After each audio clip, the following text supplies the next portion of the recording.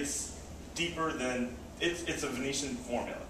So effective stacks don't really come into play until everybody's how many big blinds, virtually. I mean, what's that range, or are effective stacks always in play?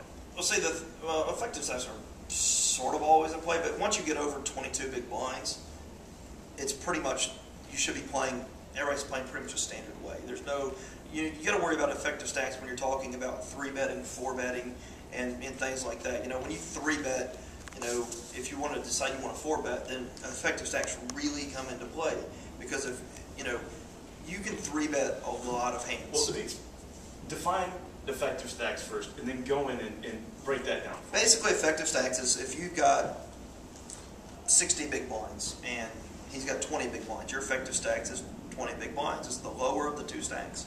So when you're playing in a poker tournament, you got to always be aware of behind you, the action behind you. What are the effective stacks and what are they most likely to do? So if you wake up with a hand like Ace-9 and you've got a nice big stack that you're just bullying the table with, but you've got effective stacks that are really, really prone to shoving you all in, the 17 to 20 big blind stacks. Those, you know, in a bigger buy-in tournament, they'll shove you in a lot. Now, if you're playing here, you're not going to see that. You know, people here will flat call you with a wide range with a 17 big blind stack, and you're just like, really? It's not a good play. It's one of the weaker plays that you see made here. People will, even out of position, whatever, they'll have 17, 20 big blind stacks, and they'll call, you know, they'll have 20,000 in chips. The blinds will be 500 or 1,000, and they're calling a raise for $2,500. It's never profitable to do that, but you see it here all the time. So, you know, when someone does, you can actually do it a little bit more freely here with Ace-9 than you could like if you're playing a 10K tournament and you're opening and the guy's got a 17 big blind stack. If he has anything, King Jack, anything, he's just shipping on you. And it really makes it tougher to play a hand like Ace-9. So you got to really tighten up your range when you see these effective stacks of 20 to 17. And that's really when the effective stacks come into play.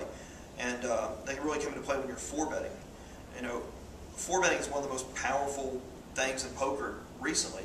And the great thing about 4-betting, you know, 3-betting, you 3-bet a lot of hands and you play those hands after the flop because a lot of people will call them. 4-betting, once you 4-bet a guy, more times than not, the hand's going to be either defined as an all-in or a fold.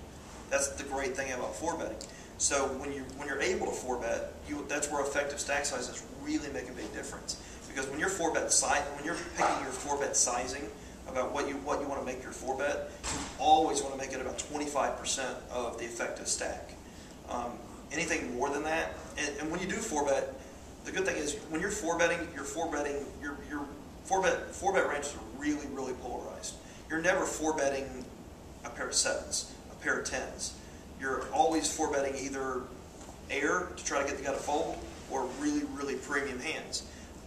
In a casino like this, if a guy's 4-betting you, he's only got the premium hands. He's never really 4-betting you with a Queen 5. But online, the Queen 5 is a pretty standard 4-bet because you want to make sure your range is, you know, wide enough that where you're not going to get just folded to every time you have aces and kings.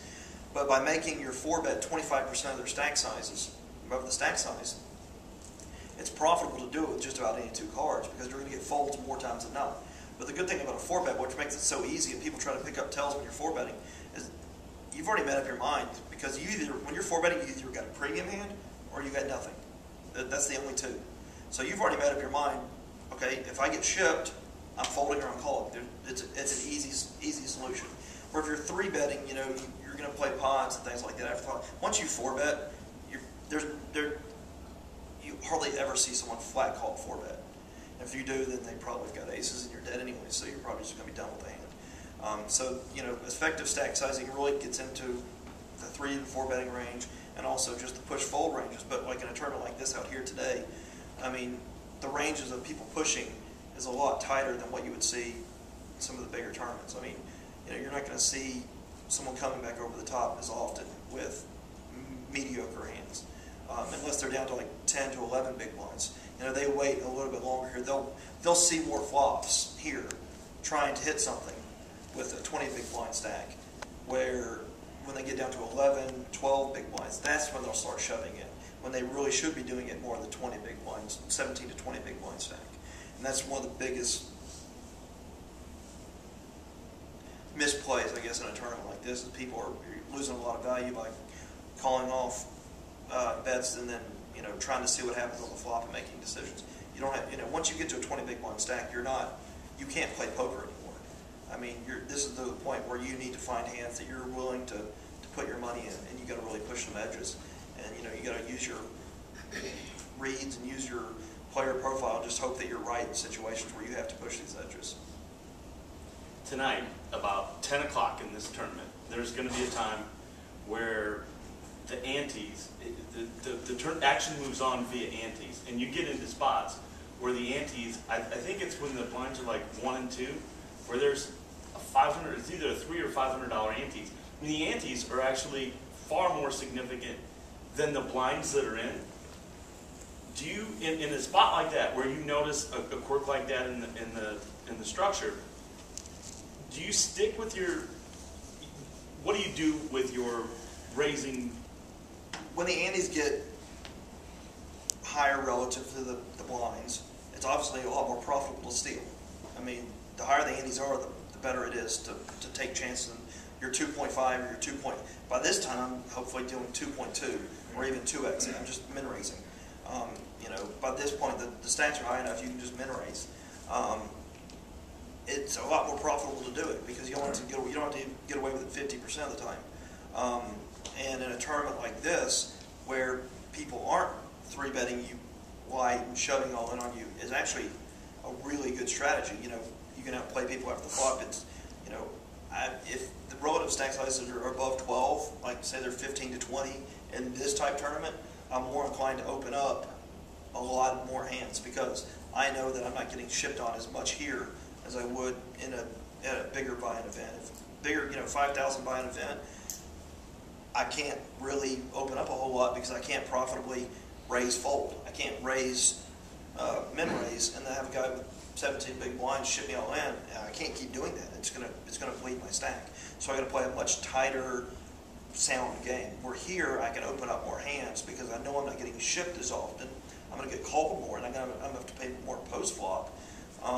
But hopefully I have position, and I've been the aggressor. And if someone is calling me in this position, he's a weaker player because it's a weaker type play. So hopefully, you know, you can just outplay him after the flop. You know, have them make mistakes. But to answer your question, more times than not, I'll open up my range, especially if I know that there's not as much danger of being 3-bet.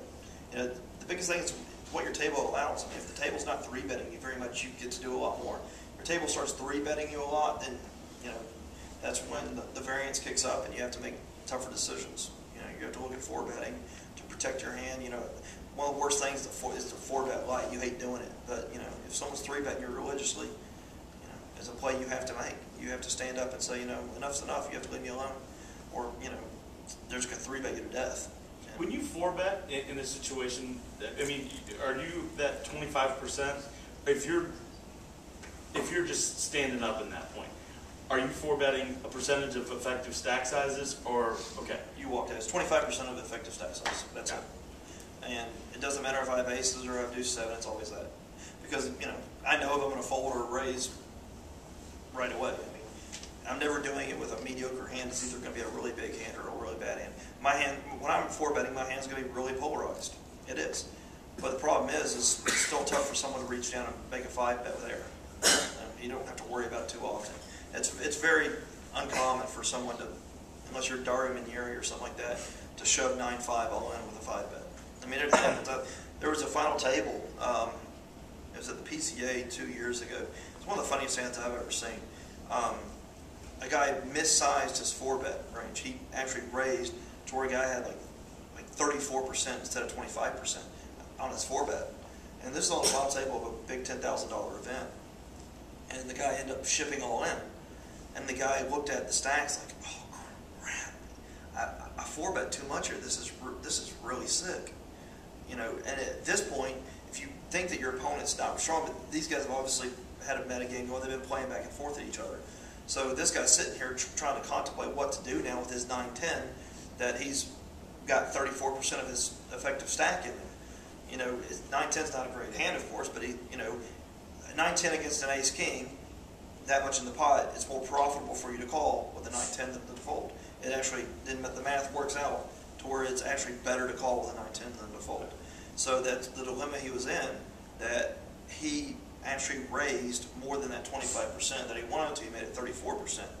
And obviously his opponent realized that and shipped all in. Well, finally the guy had to end up calling with a 9-10. And the guy who called with a 9-10 was actually ahead of the guy with 5-8. And it was just one of the sicker hands because the guy missized his 4-bet range. That the guy correctly read that, okay, this guy made a mistake. He put too much out there. I think I can get him to lay down this hand because, you know, if he's been doing this a lot, he knows he's trying. He doesn't have a good hand. 9-10 is not a good hand. This is a hand that if he's polarized, he's going to fold more times than not. So I think I can get him to lay it down.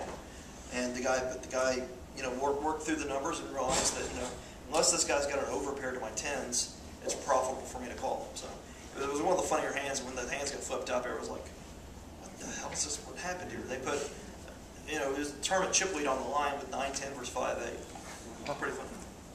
There was a hand you played